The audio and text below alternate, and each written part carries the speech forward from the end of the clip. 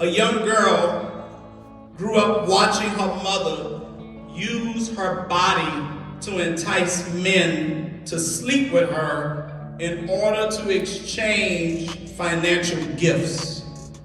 Older men who were familiar with her mom saw the girl's lack of guidance and exploited it and slept with her as they did with her mom. And the girl grew up believing that this was a way of life, following in her mother's footsteps, practicing what we will call today as prostitution. But that was not the girl's fault. Wish I had a witness.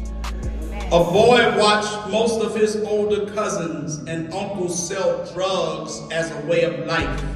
They saw in him, the uncles did, the desire for the boy to be a part of something, and they exploited his need to be a part of something and introduced him to a life of crime and selling drugs.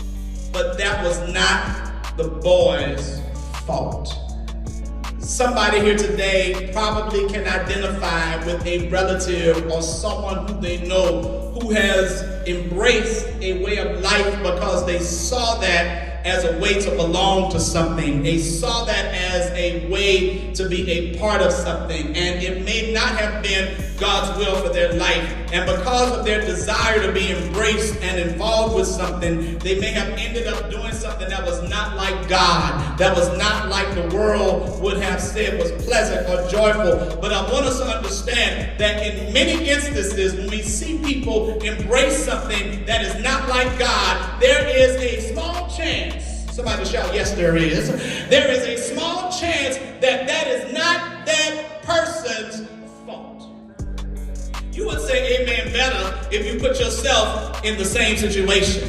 If you could look back over your life right now, every decision you have made is not because of something you thought of on your own. You witnessed that as part of growing up. You identified it with something you saw as a child, and you are where you are and have some things in your mind that need to be worked out, not because you're so bad or because you're so imperfect, but because you were exposed to the wrong thing. And you ought to